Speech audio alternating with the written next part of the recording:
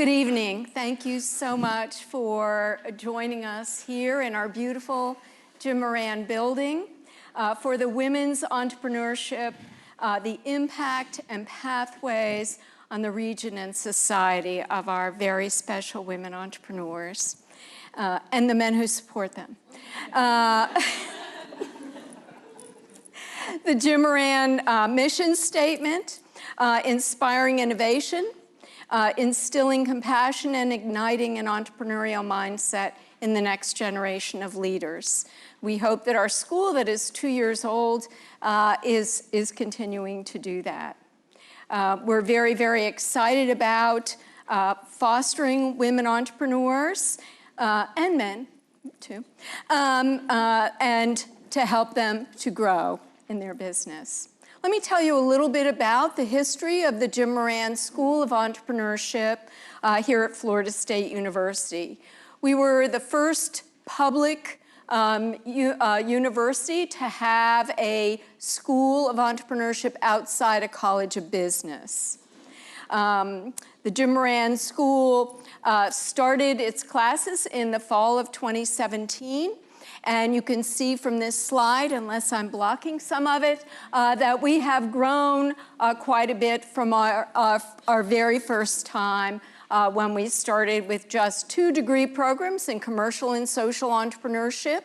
In 2018, we were so fortunate to get a retail entrepreneurship program and faculty, and to add to our 3rd undergraduate program. And then in the fall of 2021, we're going to add STEM entrepreneurship, but our STEM classes have already started. So there isn't another program in the country that is offering 4 different undergraduate focus areas in entrepreneurship. We're also very excited this fall to be able to offer graduate programs. Florida State University is a Research 1 university, and so graduate programs in research are very important to us. Our first graduate program is in textile and apparel entrepreneurship, and we're very, very excited about that, focusing on textile testing and quality assurance.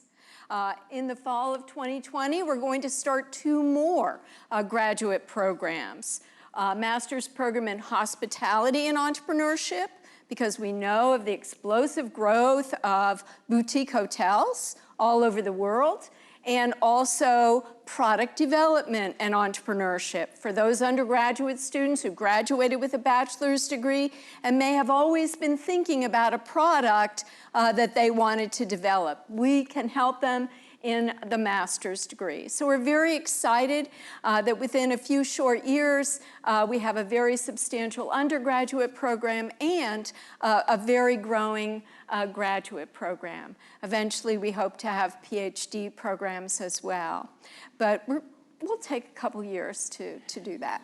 So some recent accomplishments is that last year in January, we won the Emerging Programs Award from USOSPI, a national organization of entrepreneurship educators and practitioners, and we were excited about that. And then just a short time ago, 2 of our very wonderful staff people, Caitlin is one, raise your hand, and Kirsten went to Copenhagen. They took that terrible, burden on themselves.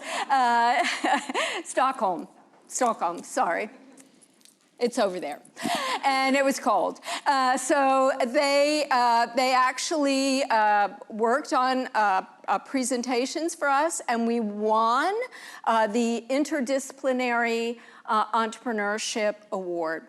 Only one international award. And we won it. So we're very, very excited about that. But today, we're more excited about our guest speakers. And I don't want to take any more time from them, so I would like to just read a short introduction about each of our panelists, and then I'll let each of them give some opening remarks, and then we'll open it up to questions if that's okay with you. So our very first panelist, we're very Okay. So is getting her mic fixed. But I will talk to you about her. So Ursula Dudley Oglesby is the president of Dudley Beauty Corporation, LLC. And she's a well-respected business leader and humanitarian. As a part of a second generation of Dudley, she has catapulted the Dudley company and Dudley brand and skyrocketed. Ursula Oglesby is responsible for developing and executing all of the company's long-term growth strategies, launching new brand initiatives, recruiting to the top players for the company, recruiting top players for the company, and really defining Dudley as a premier beauty company for the multicultural market. Upon graduation from Harvard Law School and admittance into the North Carolina State Bar in 1991, she doesn't look that old.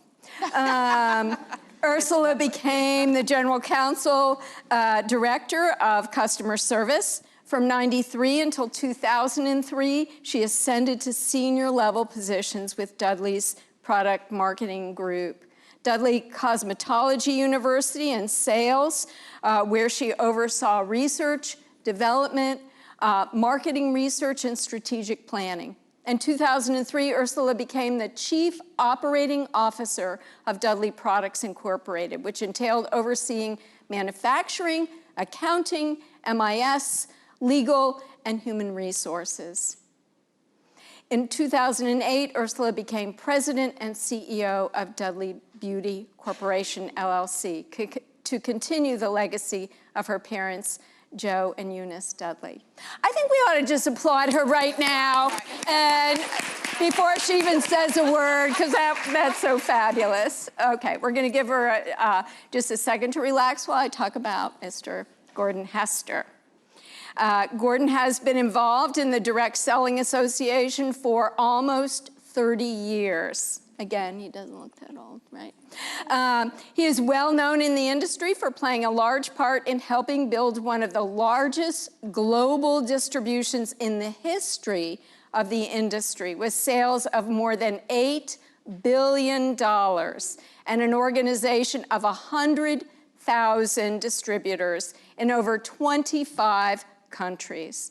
For over a decade, Gordon has worked as an industry consultant for various companies, overseeing global modernization initiatives for Juice Plus Company, one of the top 20 largest direct selling companies in the DSA. Recently serving as an interim CEO for a startup company, he built the company's infrastructure rapidly within 4 months and grew the sales team to 4,000 distributors in less than 2 months. Today, Gordon remains closely involved in the industry as both a consultant and a strategist. In addition to serving on the DSA Research Committee, Gordon is a speaker for the Direct Selling Education Foundation. Perhaps his most enjoyable role is serving on the advisory board for Wake Forest University Entrepreneurial Program. All right, okay, good for you. Pat on the back. Where he passionately works with students while taking a lead role in building their mentorship program. In the fall of 2018, Gordon anticipates releasing his book about the force driving the future of the direct selling industry. To find out more about Gordon's business and consulting, we can go to his website. So let's give a hand to Gordon. All right, so we will have opening remarks, first from Ursula and then from Gordon. All right, well, good evening, everyone. It truly is my pleasure to be with you all tonight. To be in beautiful Florida. It was a gorgeous day yesterday, a little hot, but very nice and a beautiful day today. To be sitting on this panel as part of Women Entrepreneurship Week really means a lot to me. Especially in the African-American community, the first Black millionaire that we're aware of was a woman, Madam C.J. Walker. And we are products of the hard work that she put in many, many years ago selling hair care products. My parents started Dudley products and the Dudley brand in 1967. And I was just a year old at the time, and they were selling Fuller products, not Fuller Brush, but it's a different company, Fuller Products, out of Chicago, Illinois. And I had the opportunity and the blessing to grow up in the business, as you heard, doing a little bit of everything from when I was a child, putting caps on the products. My parents made products in the kitchen, and then would fill the products, and my brother and I at the time would put the caps on. My mother would type the labels, and my father would go sell by day. So that was my first experience with the products, and I've been doing a little bit of everything ever since. And it's truly been a lesson. I'm still learning. When you're an entrepreneur, you never stop learning. You know, you continue to learn no matter what. We truly have had the opportunity to have some heavyweights in our industry. I know that Sheryl couldn't be with us today, but I know that she's got a lot of support with the Mary Kay group there, looking fantastic. And I want to say to them, and one of the biggest highlights of my life was meeting Mary Kay before she passed away, because she was such an inspiration to all of us women as to what can be done when you put your mind to it and you know, have the support and the determination. So again, I'm excited to be here celebrating Women's Entrepreneurship Week. Thank you. Thank you. I keep sitting aside people that graduate from Harvard. I feel so inferior when I hear their bios. Don't. So my name is Gordon Hester. I was like all of you at one point a student. My degree's in accounting from a small university, Wilmington University in Delaware. You went there? No, I lived there for 13 years. Oh, excellent. Welcome. I'm glad to see another Delaware person here. When I originally kind of came out of school, recognized that the whole traditional path wasn't really the path for me. Kind of wanted to control my own destiny. Kind of moved into consulting out of 5 years of work with Touche Ross. Found my way to direct selling a little over 30 years ago. Met a guy that was 22 years old, really successful. I remember him pulling up in a little nice Mercedes. I was like, what in the world do you do? And kind of just really curious, and started learning about direct selling. Started in the industry as a distributor. I rose to the top level of that company in 5 months. Eventually started building some other businesses, back to the consulting. Was approached by the gentleman I mentioned to come in and run his businesses and to be a partner with him, which I did for 25 years. So it was like being, I call it an entrepreneurial market, where I got all the mindset and values of being an entrepreneur, but without the risk. It was almost the perfect world for me.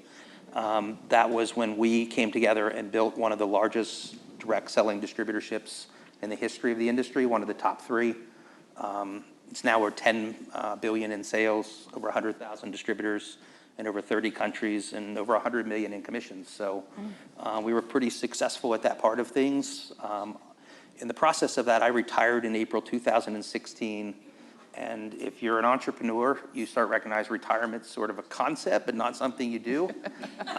So I started thinking about going back to work the day after I retired. And because I didn't know what else to do with my time, and I still wanted to make an impact on the world. And 4 days later, I was approached by the Juice Plus company about coming in and overseeing their global modernization. And I was like, well, this could be fun. You know, changing things up, and I'm always big about future thinking. I believe that you have to be innovative. You always have to stay in a stage of growth. So it was a fun thing to take a part of. Did that, still work as a consultant for them, but in the meantime, I started doing consulting for other direct selling companies. What didn't get mentioned is I have my own technology company too. It's not that big. There's 24 of us right now. I suspect it'll be close to 100 by the end of 2020, so growing quickly, about 30% a month. But a lot of the work I do on the corporate side is in what I would call cultural transformation, taking this industry that is proven and meaningful and figuring out how to ensure it has a better future. So a lot of that can be on the operations side of the business, a lot can be on the revenue side of the business, just depends where I get pulled. Tech and data has become part of everything, so that world keeps coming into play. But recently, when I got involved with the Direct Selling Association, with the research committee, and with the DSEF, with their academic initiative that now has 223 academic fellows, they created a position for me as an industry liaison, so I get to work with all the academics. And to be honest with you, my excitement about that was I did the distributor side, I've done the corporate side, now I want to help the industry evolve. This is an industry that I've seen change people's lives, not only as customers, but also as entrepreneurs. And I know, like everything, it has to evolve, so I'm trying to be a voice in that innovation. The book that you mentioned is about that. It's called Position Right, and the Forces Shaping the Future of Direct Selling and Network Marketing. Wrote it for only one reason, to be a voice for change and to ensure that this thing that we call direct selling is going to have even a better future, although it's had a pretty amazing past, as I'll share in a little bit later. So I really appreciate the opportunity to be here. My wife's family are all Florida State graduates. So yes, I have a connection to the school, although when I pulled up to the hotel, I have a Wake Forest license plate, and the guy's like, you might want to park that car somewhere else today. And of course I didn't, but so if I got scratches on my car keyed, I get it. But it's a pleasure to be here. I've always been a fan of Florida State, and excited to spend some time with all of you in the next couple days. Great, thank you so much. Yes, thank All right, question and answer. you. Okay. Can you speak into the mic? We're going to have a little mic set up here, and that's because we're recording it, if you don't mind. This one. And Where is it? it's coming. Okay. It's on its way. Oh, I like that. Thank you so much. So we're going to get out of our chair, I guess, unless that's the surround. It's not on that chair. Be thinking of your questions.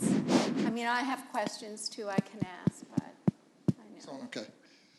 Ursula, already you showed some professionalism. You said y'all. And down here, that's part of our native language. Our football coach saw to that. And a professional adapts and adjusts, so that's good. Yes. Where do you see with technology, this is getting loud, the technology explosion we're having, AI, blockchain, 5G, virtual reality, augmented reality, all those others falling into the Internet of Things, how that's going to go with what you're doing? So I think it's a great question. I think what's happening with AI, what's happening with technology is really helping us to move things a lot faster. I don't think it's going to replace the personal relationship because there's nothing like the touch of a person. There's nothing like seeing someone smile, even if it's through Zoom or something like that. So I think that technology has been wonderful for us to be much more efficient with what we do, but I don't think it's going to replace the personal relationship that we have, because I think that's what makes us human. As everyone says, as you watch some of these movies where robots take over and all that good stuff, that's what's going to make the difference. Hopefully that answers your question, and Gordon might be able to help some as well. Yeah. So I've been doing in sales 40 years as well, and generally it's in front of people, and now we're transitioning into a technical situation where it's going to be almost like remotely. A few years ago, we had a software that you could do, instead of companies flying everybody in for meetings, they could be remotely, and we had them be avatars. They could go down the data itself, walk around on the data, go up above it like an eagle. It was kind of neat stuff, and the technology is just flying around. So what do you see as the biggest challenge or opportunity with keeping all these tight connections, but yet, keeping the personal touch too? It's kind of a fine line, it seems, a little bit. Yeah, I think it's a balance, between the two, because, too much technology is a problem. Because, I know oftentimes we all call somewhere and you get press 1, press 2, press 3, and you're like, oh my God, can I just talk to a regular person? You're pressing 0. And they're like, I'm sorry, that's not an option. And then you're like, okay, let me press 9. Will that get to it? Agent, get me to someone. So it is a delicate balance that we as companies have to make sure that we're providing the technology so that people can get information that they want faster, but still having that personal touch. I'm going to actually ask Gordon to say a few words about it, since he's into technology much more than I am. Yeah, certainly living in the technology space with my company, not only are we involved in sort of all aspects of technology with direct selling, but we do AI, we do blockchain, we do virtual reality. My team loves to build games, so they're gamers, so it's all kind of interesting. For me, technology is an enhancement tool. It will never replace what direct selling is. Direct selling works because it's people to people. What technology does is it brings efficiency to things, whether it's to make an e-commerce platform work, to make an enterprise system work better, to have a back office that better supports the distributors, to bring in new technologies for training. Like, for instance, I saw recently, this is an industry that's big on developing people, sort of like school. And personal development is really big, as is business development, and starting to be financial development too. I recently saw a company, their entire training and development is run on a virtual campus. And they come in and you go in front of a virtual avatar, a room like this, you start talking, you ask questions, the avatars talk back to you. And this company has built a massive, successful company around a new technology. It doesn't change the fact that you're still developing people. It's just a different way to do things. So I think all those things are important. AI is going to change the way things are done. It's already doing that. Blockchain to me is all about privacy, the idea of separating servers so that you can protect things better. Virtual reality, I think, has a little bit of work ahead of it until they can solve the goggles problem. But augmented reality is huge. So like one of the things we recently did, our businesses run off of, generally, if you don't have tech in-house, you have outside vendors, and these enterprise systems like an Exigo or By Design, and one of the most common e-commerce platforms that people want to use is Shopify. Well, the problem is Shopify didn't talk to these things, so we had to go in and figure out how to make that work, which we were able to do. And Shopify has a lot of these technologies. You know, if you want to use AR, you can do that. And these platforms that are everywhere. If you've ever been involved in tech, I can tell you the most confusing part is trying to keep up with all these platforms and systems and languages. It can be one of the most confusing parts of things. I'm not a tech guy, I'm a business guy. But at the end of the day, I think tech changes everything. You know, our industry has always been very intuitive based. So we make decisions off of the experiences we have. Today, technology is playing a bigger part in all facets, and so is big data. You know, data is coming in and changing how we do things in the industry. So I see tech as an accelerator. I think if we get it right, I think we're a little bit behind some of the things I see in other industries. I think it's going to be really good for the future of our industry. I always remember George Jetson said in a cartoon, these 3-day, 4-hour work weeks are killing me. Yeah. Great, thank you. Is there another question from the audience? Or from Twitter, please? Yeah? No. How did you guys become involved with DSEF? Okay. Would you like to start? Sure. So my parents became members of the Direct Selling Association back in the late 60s. So they've been a part of the organization for a very long time. And growing up in the organization, growing up in Dudley, of course, I wanted to go to the Direct Selling Association annual meetings. And so that's how, at the annual meetings, Direct Selling Education Foundation, DSEF, is a part of the meetings as well. And you see what's going on. There's always a special session explaining what's going on with DSEF. So that was always interesting. And then really, they just asked me. They said, okay, Ursula, would you come and speak to students? Sure. So I've spoken at UNCG, University of North Carolina, Greensboro. And my son is actually is a senior, getting a degree in entrepreneurship in Spanish. And I'm on the entrepreneurship board there at UNCG. I've spoken at Fayetteville State University for DSEF programs. And then back at UNCG again, and I think I've spoken somewhere else, I can't remember, and now I'm here. So, I enjoy doing this because oftentimes in school, you don't have the opportunity to hear from direct sales associations. Oftentimes, you just think that the only opportunity out there is to get a job. And there's nothing wrong with having a job, but let's also make sure that we're informing you and educating you of all the different possibilities out there as well. Because being an entrepreneur is very, rewarding. It's a lot of work. It's not simple. It's not easy. It's not always fun, but oftentimes it can be. So that's how I got involved. They just asked, and I said yes. Gordon? Yes? I would say I more begged than asked.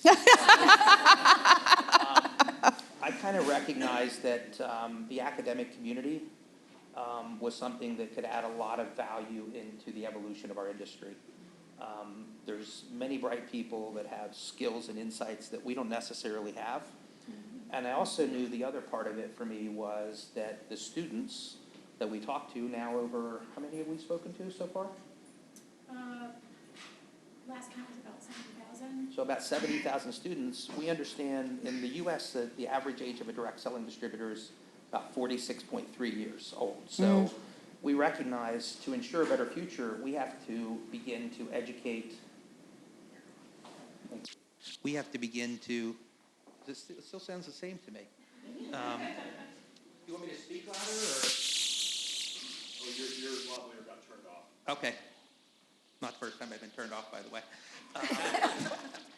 So we also recognize that it is important for us to educate the next generation of leaders for our industry, as it is for any industry. So we're very vested into going to schools, spending times with students, and why is it the tech guy always has the tech problems? Really? Here, why don't you take this one and then we'll swap them out. And this one. So we want to spend time with the students because, to be honest with you, we find that most students are not really educated on what direct selling is. And more important, if they are educated on it, it's liable to be some type of a myth or a misperception about what we really are. So kind of a classic example is I will hear people say, oh, you're one of those illegal pyramid schemes. That's the common, I'm sure if I ask how many people have heard that, and without going into all the legality and of that stuff, I mean, this is an industry that does about $200 billion a year in sales with 120 million entrepreneurs in over 170 countries. Just put your common sense hat on and say, would that be possible if it was an illegal pyramid? Right. Of course it isn't. Matter of fact, the DSA has been the advocates for fighting all the battles to ensure that we have a future in this industry, and they're constantly fighting those battles, as is other industries. So the DSEF was something I wanted to be a part of. As I said, I'm here to make an impact. That's sort of my last focus. And I knew with the DSEF I could get positioned to help the industry and spend time with the academics. I'm an avid learner, so I love spending time with people that value education. Thank you so much. Great answers. Any other questions? Yes. Yeah, so I was wondering, I know you mentioned that learning is always part of the process. So what are some of the most salient things that you've both learned over your many decades in the industry? Okay, I'll start. The first thing I've learned is don't give up. Things are not always going to turn out the way that you want. So I have this saying, I say, you have plan A, plan B, plan C, on down, and when that doesn't work, you go to plan A1, A2, A3, A4. You just keep going, so you just don't give up. When this one doesn't work, you say, okay, what did I learn from this? And try something else. You say, okay, well, this one didn't work. Okay, well, let me try something else. Oh, this worked. Okay, how can I put more towards that? So you just don't give up. And part of the reason why you don't give up is because you remember what the mission is. You remember why you got into it in the first place. For us in our company, we sell hair care products and cosmetics, but we do that because for us, we believe that, and we sell, part of our company is we sell directly to beauty salons and barbershops. We don't sell to stores or anything like that. And part of the reason for that is that in the African American community especially, the only businesses we have left as a whole are beauty salons and barbershops, okay? So for us, we want to help change the economic base of our communities. So that's why we have products that are sold, that are made by us, sold through us, to us, and we create entrepreneurs along the way. So we have people that we call distributors who sell products to those beauty salons. Well, what happens is those beauty salons are able to stay in business because they don't have to cover up their products. They don't have to worry about showing, that they're using Dudley products, and that customer can only come to them to get those products, okay? So what happens is helping build that entrepreneur as well.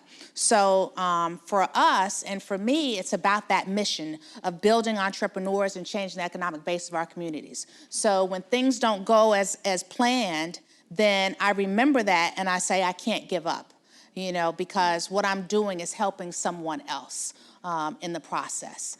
So that's the biggest lessons I've learned is don't give up, no matter how dark things may be. And let me tell you, sometimes they are very dark. When you're trying to make a payroll, when, this government agency is looking at you. We had a fire that was a short one, it was a 30-second flash fire, but it almost put us out of business. When you have those sorts of things happen to you, and we had great insurance and all that good stuff, and but the insurance check comes and it's only $6,000. And you got over $180,000 in bills. Then you're like, that's when you got to dig deep and remember what you're in this for and what you're doing it for, and to say, I'm not going to give up. I'm not going to quit no matter what. Wow, great. Thank you. Yes, sure. Gordon? I guess for me, first and foremost would be mindset. I believe that the entrepreneurial mindset is the secret sauce that allows you to do anything, whether you have your own business or you work for somebody else. I've worked with kids. Matter of fact, I work with a young man that got his PhD in finance from Florida State. The mom always sends him to me. And the mom sent him and said he really wants to know how to succeed. And I recognize something I learned early in my business career, that society programs us for compliance, not success. So I needed to change his mindset. I needed to program him differently, and especially around relationships and some of the things that really mattered in business, and have been really successful doing that in my career, not only for myself, but for a lot of other people. So mindset is everything, and to me, that's really about standards and beliefs more than anything else. The second is this industry gave me immense skills, because one of my mentors taught me all business is about the pursuit of solving a higher quality problem. The reality was business always gave me a new problem to solve, and I love solving problems. It was my path to grow. Some you don't want. Kind of a quick story to give you an example of a problem. When we started Juice Plus, we needed a spokesman for Juice Plus. This was back in 1993, and we were like, who's the perfect corporate spokesman for Juice Plus? Who would you think that would be? The Juice, O.J. Simpson. So we brought him in, put him on every box we had, put him on all our marketing materials, had him at the conference 3 months before all that stuff went down with him. And you start to, we always say, I'm sorry, what was your problem again? So I think high quality problems, I think skills to me, it taught me the value of communication, it taught me the value of problem solving. It gave me so many intrinsic skills, the ability to manage time, the ability to manage relationships, things that I didn't learn anywhere else. Mm-hmm. And I think sometimes that's the thing people don't really understand about direct selling. It's what you learn in it that really amplifies all levels of your life. Not just when you're in it, but afterwards. And there's actually studies on this that we have done. So for me, it has been like a PhD class that never ended. And today, I'm learning more than I've ever had because the world's changing more. I'm having problems that I never had to solve before, which I find really exciting. If there's one word of advice I'd tell you, if you want to be successful in life, fall in love with solving problems, because I think that's what life is. Whether it's in business or outside of business. And I did, and I still do. And, at 57 years old, I'm more driven now. I feel like my value in the marketplace is better. Why? Because I stay in the game. I'm always strengthening my mindset, and I'm always learning new skills and new problems to solve. That's great. Thank you so much. Yes, another question. How do you go about strengthening your mindset and changing your mindset? Go ahead. So for me, I think, as he says, it's constant learning. You know, I belong to a couple of different organizations that have helped me, and they're peer groups that are part of, business peer groups, and as well as being a part of the Direct Selling Association. You know, one of the great things about being a part of DSA is that you are surrounded by other companies just like you. You know, the Mary Kay, the juice company. I mean, you know, the list goes on and on. There's so many different types of companies. And the positive part about that is at these meetings, everybody's willing to share. I've got this problem, can you help me? Oh, sure, I can help you because I had that problem. Well, I have this problem, can you help me? You know, and that's what helps, you know, strengthen my mindset, is being associating myself with other like-minded people. You know, people who are doing better than I am. So what are you doing? How did you get there? You know, can you help me? Oh, sure, I'm happy to help you. You know, that makes a big difference. And of course, you know, constantly reading as well, you know, makes a difference. Yeah, as I mentioned before, to me, mindset is about standards and beliefs. So beliefs, just so you understand it, all our brains work the same way. We focus on something, and then our brain goes, what does it mean? So we focus and we give meaning to things. The meaning we give to things are our conclusions, and that builds our belief system. Mm-hmm. So at all times when I'm looking at what I would call limiting belief, looking at something that's going on in my thinking that's not producing the result I want, what I try to pay attention to is, what am I focused on, and how do I shift my focus? As strange as it sounds, a lot of times that's just asking a better question, or focusing on what you can control versus letting something you can't control kind of determine your future, and then giving it a more empowering meaning. So I've always believed the only thing you really control in life is the programming of your mind. Yeah. And if you know how to do that, and you're always looking to improve, you can really build this amazing entrepreneurial mindset that can serve anything. The second is standards. So I believe standards ultimately determine everybody's destiny. And there were 4 for me that I really paid attention to in life. The pursuit of abundance, the pursuit of excellence. So the pursuit of abundance was important because when I didn't have it, I would get in a comfort zone. And I always considered a comfort zone a slow death, not a place where I wanted to live. I wanted to grow. I wanted to add impact. So I sought abundance in everything. The other was excellence. That's the growth component for me. And the third was work ethic. I've learned over the years how to work smart, but I always worked hard. I'm not one of those people that believes you can get ahead in life without working hard. Just how I was raised, and I still find to this day, I don't want to say I can outwork anybody, but I feel like I can compete, especially at my age. And then the last one is impact. And I think when you understand, so this is the interesting thing about standard. If I was to say, okay, let's talk about impact, how would you judge your standard around impact? If you told me it was outstanding, I would tell you then it's one level lower in results. Your results would be great, but not outstanding. The only way you have standards serve you is if they become part of who you are. So anybody that would ever talk to me would tell you, boy, when we talk about abundance, that's Gordon. When we talk about excellence, that's Gordon. These standards are part of who I am. And I find the stronger they are, the more they impact everything in my world. Where a lot of times we teach about goals, and I don't want to deter the value of goals, but I will tell you standards will take you a lot farther than goals. And you'll notice one interesting thing about standards. You can never fulfill them. There's never a place where you can't have more abundance. It's what you pointed at. For me growing up, I just wanted to be wealthy. Now it's all about impact. So I think if you really want to be successful at mindset, learn to get rid of the limiting beliefs and learn to raise those 4 standards. And I think you can pretty much do anything in life. Yeah. Great. I may ask a question. You've mentioned it a little bit about personnel.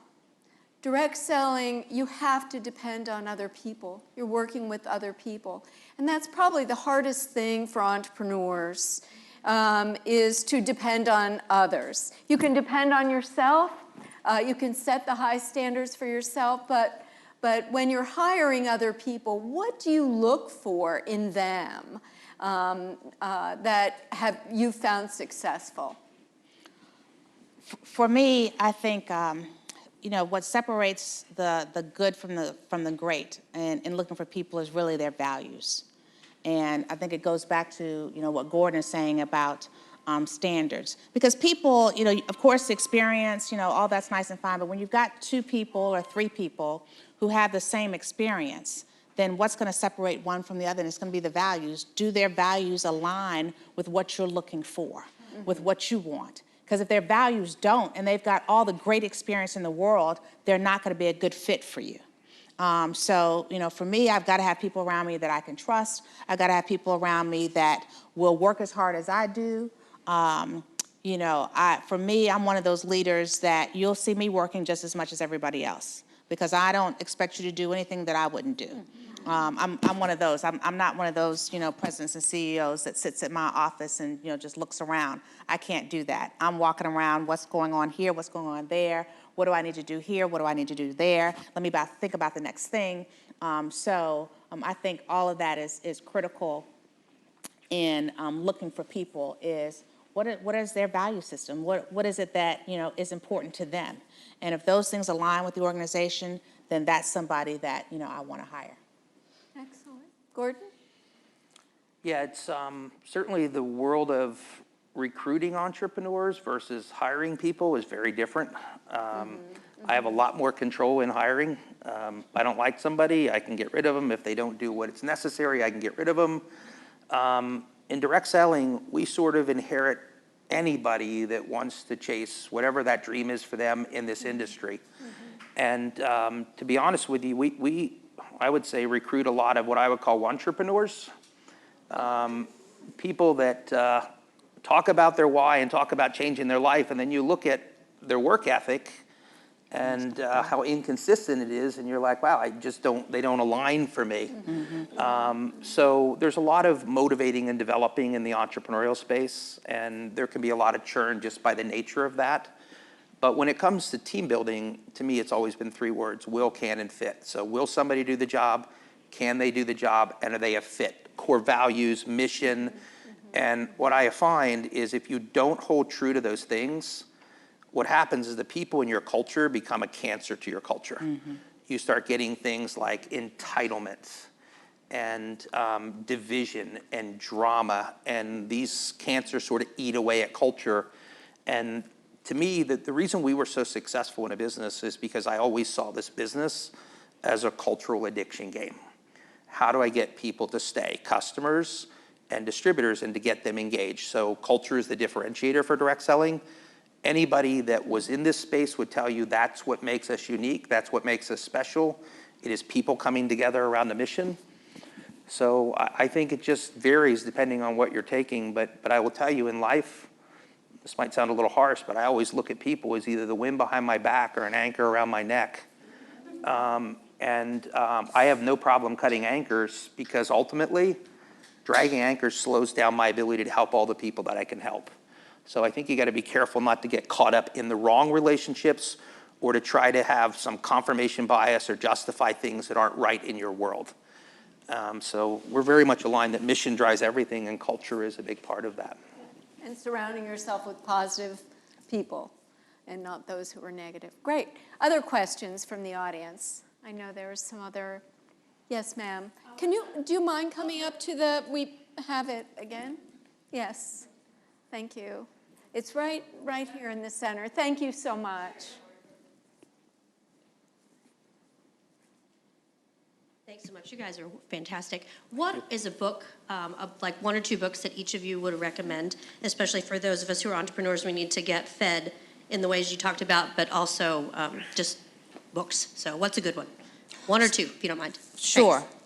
So Think and Grow Rich by Napoleon Hill, one of my favorites. I read it for, my father had a program where we read for 6 hours a week, 6 hours in a day, every week. And I did that for, I think, a year. And when you read, you don't read to highlight.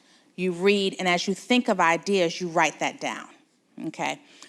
So that was fantastic. And then one of the other books that, of course, I can't think of right now, so I'm going to pass it to Gordon. Napoleon Hill. Think and Grow. Oh, the other one. I can't think of that either. But it's the four something I can't think of. It's the 4 Agreements. Yes, you all know it. I love that book. Yes, thank you. Thank you. Everybody knows it. Great. The 4 Agreements. I don't remember who wrote it. But if you put it in the 4 Agreements, you'll find it. It's Yeah, fantastic. very popular book. A fantastic book to live by. Okay, go ahead, Gordon. I'm a bit of an avid reader, so I'm always learning from reading, but I would say my 2 favorite books, and they were probably my favorites because they were important to what I wanted to accomplish in my life. One was a book called Fulfillment by Dr. Martin Seligman. He is the father of positive psychology. So his story is he had a little granddaughter. He was the head of the APA, very traditional psychology. His granddaughter asked him in the garden one day, "Why are you studying all the bad parts of the brain and not the good parts?" And he's like, "Wow, that's a great question." And it spurred this thing called positive psychology. So Fulfillment was a book on happiness. And to me, success without fulfillment is failure. Happiness really mattered to me, so I wanted to understand the science of it.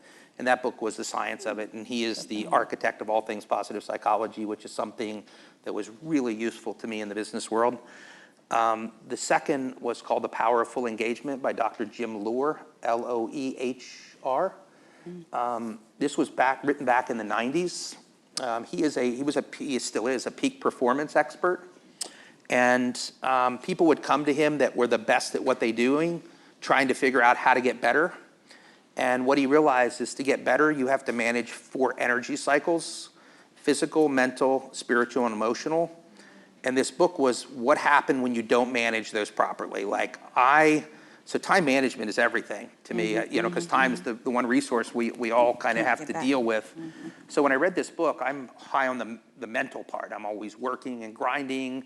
And I read this and I was like, oh my gosh, I'm going to kill myself if I don't change this.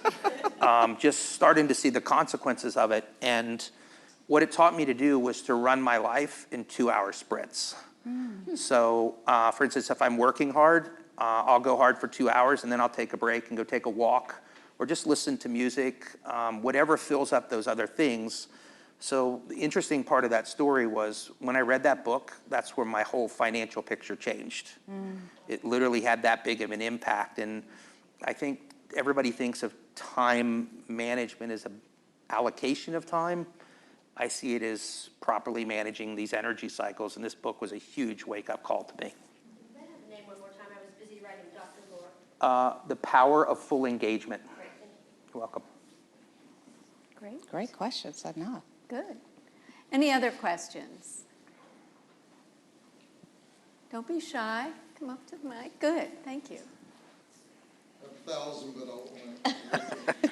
I'm enjoying this. Thank you both so much. So I have a question regarding the financial part about entrepreneurship. So I think in terms of taking a leap of faith, as you all both have kind of spoke on, can you speak on when the finances or resources are not there? Like, what do you suggest? And I only ask this because I think one level of advice I got before was about bartering. And I'm a full-time cosmetologist, so I own and operate my own hair salon.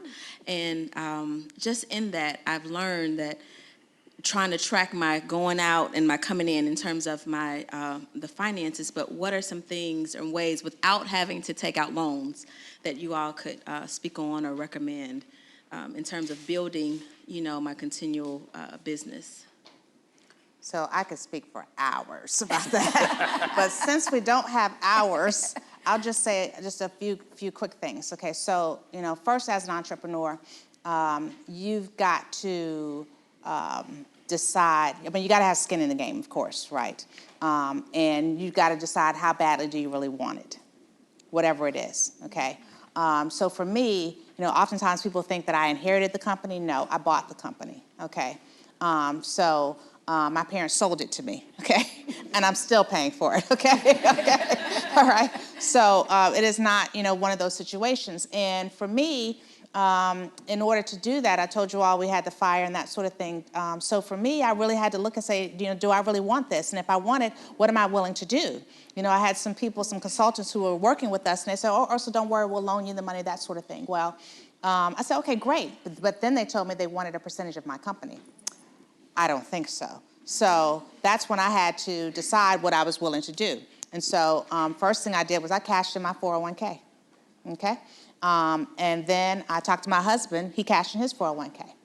Then, from there, I got on the phone, and you humble yourself. I called my Harvard friends. Hey, Harvard friend, how are you? I'd like to borrow some money. Okay, you do what you have to do. I had some people who was willing to loan me some money, and they said, sure, we're happy to loan you some money, but in order to do that, you'll need to put up your house. So I talked to my husband. I said, hey, guess what? They're going to give me some money, but we need to put up the house. He said, no problem. We put up the house, paid them their money back, and everything was fine. So you just got to decide what you're willing to do to make it happen. I understand that you don't necessarily want to take out a loan, then you're going to have to sell your way to get the money that you need. You have to figure out what's your timetable, for what you want to accomplish, and based upon your timetable will determine, what you're willing to do to determine how you're going to get there and what it's going to take to get there. So there are lots of opportunities, there's lots of options, but you've got to decide those two things first. Sure. Excellent. Okay, other questions? We just address that really quickly, if I Yes, could. please. Yes, Oh, I'm absolutely. sorry. No, that's all Please. good. Yes. First of all, congratulations on having your own business. That's awesome. Do you love it? I do. Excellent. I left corporate communications to pursue it full time. Very nice. Very good. So when it comes to resources, I remember one of the lessons my mentors taught me, the greatest resource is resourcefulness. Sometimes you have to get really creative. Ursula gave an example of friends and family, people you know. So never discount the value of networking to find resources. Equally, there's traditional ways, there's networking, there's bootstrapping, there's selling ways. If there's one constant ground I have with the kids I work at Wake, is they got bigger ideas than they do wallets.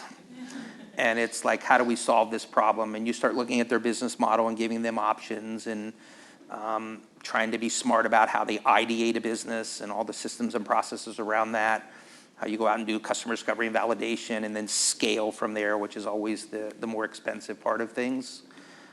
So I think it's just being resourceful. And what I would tell you is, if you want to be resourceful, remember the power of visibility. Okay, you're a brand.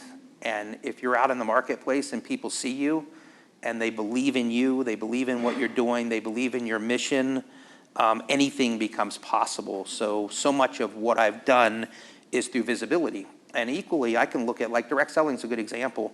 I scaled my technology company. As I said, there's only 24 of us now, but I scaled that company with $10,000. Mm-hmm. And most people would tell you that's not even possible. It is, because I used an affiliate model. By the way, something I learned from direct selling, this idea of an independent contractor entrepreneurial model, I call it entrepreneurial crowdsourcing, to be able to do this. And it went really, really well. You might be familiar with two other distributors that did this with a company, Uber. The two founders of Uber were direct selling distributors. They were Cutco distributors. So sometimes you want to get positioned in models. You want to look at different business models, whether it's direct selling, maybe it's licensing around a product. There's just all kinds of different options. But my advice was network, get visible, make sure you're in the right business model for you, and just be resourceful. Excellent. Thank you so much. Yep. One last question. Yes? Daphne? Do you want to go to the mic? Thanks. Thank you both so much for being here. Just a quick question, if you thought if there's any specific mistakes that you think entrepreneurs make or that keep them stuck or struggling, in your opinion? Why don't you go first on that one? I think the first mistake, as it relates to failure, I don't think they fail fast enough. I've never met an entrepreneur that didn't have failures. The problem is they never took them out of the game. Mm-hmm. They stayed true, they learned, the only failure was the one they didn't learn from, or that they stayed in too long. So they get that confirmation bias and stay into that. Failure is a big part of things. You fail fast, you learn from your lessons. But ultimately, I never saw failure as anything but a motivation. Mm-hmm. It's back to the mindset issue. And can you remind me of the other part of your question really quick? It was just if there were any specific things that entrepreneurs you think that they do. Yes. Okay. So first and foremost to me is they spend too much money in ideation. So you look at the amount of time they spend planning to start something, and just crazy how much thinking and planning goes into that, and they get lost in the complexity of that. So part of what I've always done with the younger kids that I work with and entrepreneurs is to shrink ideation. How do I get to an MVP, a minimum viable product, that I can then go out, and this is mistake number 2, you have to do customer discovery and customer validation. Assumptions are not customer discovery and customer validation. So I've seen a lot of entrepreneurs that get in trouble because they think what they have is what everybody else has. And if you can do those things right, and you're smart about who you bring around you. So that's the other big piece for me. Whose part of your world is going to have a big part in how your world looks. So kind of like one of the rules in startups is the first 15 people that you bring in will ultimately determine the success or failure of your business. I found that to be very, very true. When you have good people, great things happen, especially if you're a leader that can give ownership. So, okay, here's my outcome, you run with it. Micromanaging doesn't work, especially with entrepreneurial people. We value autonomy. Right. So get the right people, make sure you don't get buried in ideation, make sure you do customer and discovery and validation to know you have a valid business model, then you can scale and do really amazing things. Yeah, Ursula, no. would you like to add something? I mean, I think he said it all. There are so many things. I think that, one of the most important things is not believing in yourself. I think that, and going out and getting other people, so understanding that you are not Superman or Superwoman, and saying, okay, this is what I'm good at. Now let me find other people who are good at the things that I'm not good at. Thinking that you can do all things, and you can do a lot, but let's see if you can get help from other people who can do those other things. And it's not that you have to pay those people necessarily in the beginning because you don't have the money, but find other resources, as he said earlier, to help you. I can tell you one of the things that I'm doing is we used to do manufacturing before I took over, but I really didn't like manufacturing. I'm like, oh, I don't like that side of the business. That's not fun. I like talking to people, that sort of thing. Well, I've decided now I'm going to go back into the manufacturing business. What do I know about manufacturing? Enough to be dangerous, okay? So, and to make a lot of mistakes. So what did I do? I talked to a lot of people. Hey, I'm thinking about going to manufacturing. What do you think about that? Do you have any suggestions? Do you have any ideas? And people started putting me in touch with all sorts of different people to help. And, there's a group that's affiliated with the state of North Carolina who is basically, he's a person who works with manufacturing companies, and he did that for many years. He retired from that, and he works for the state, and he works for free. So I don't have to pay anything, and he helps me. I just pick up the phone, I email, I have this problem, I have that question, and he's right there to help me. So there are lots of resources out there, I think, as Gordon talked about earlier, but you've got to be visible, you've got to talk to people, you've got to ask, because you never know who is out there that can help you with whatever it is that you want to get help with. Can I mention one more thing real quick? Yes, please. Maybe one of the most important. If you want to be successful as an entrepreneur, you got to live on the revenue side of the business, not get buried on the operations side. I've seen a lot of entrepreneurs that get buried in admin and operations and all things of accounting and legal, so much that they focus nothing on revenue generation. And ultimately, you can have the greatest operation in the world. If you're not bringing in money, it's not really going to matter. You're just going to fail. So I think learning to focus on the revenue side, learning to get good at sales, those types of things really make a difference for young entrepreneurs. Great. I'm going to add one last thing to that, and that's something that I like to say, and that's profit is a pretty little word. So just remember that. Profit is a pretty little word. Not, oh, let me just do all these wonderful things, and then there's no profit at the bottom either. I love it. Great to end up on. And let's give them a hand.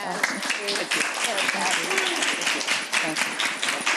I'd like to also give a huge thank you. This would not have been possible without the Direct Selling Education Foundation. Absolutely. So please stand up and let us. Yes, Thank you so much. Thank you. Oh, thank And you. some Very little nice. gifts for you. Thank you. Thank you. Thank you. And so we're going to break now. There's still, I think, some food and beverages out there if you'd like to talk individually. But you were fabulous. I learned so much. Thank you. So terrific. Thank you very much. Oh, thank you. Thank you. Yes, thank you. Okay, so check this out.